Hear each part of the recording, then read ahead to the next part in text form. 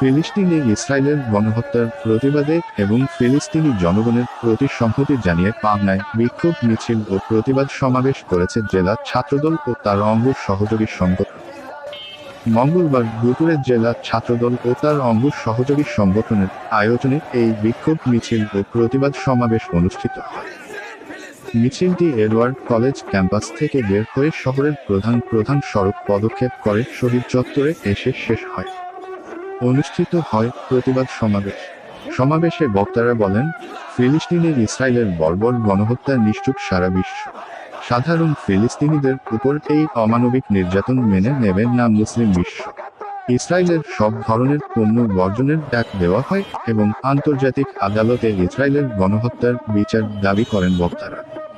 এ সময় বক্তব্য দেন জেলা বিএনপি আহ্বায়ক কমিটির সদস্য মুসাব্বির হোসেন সঞ্জু, জেলা ছাত্রদলের সাধারণ সম্পাদক কামরুজ্জামান প্রিন্স, সিনিয়র যুগ্ম সম্পাদক মাহমুদুল হাসান, সাংগঠনিক সম্পাদক মোহাম্মদ সাদ্দাম হোসেন সহ বিএনপি ও তার অঙ্গ সহযোগী সংগঠনের নেতৃবৃন্দ।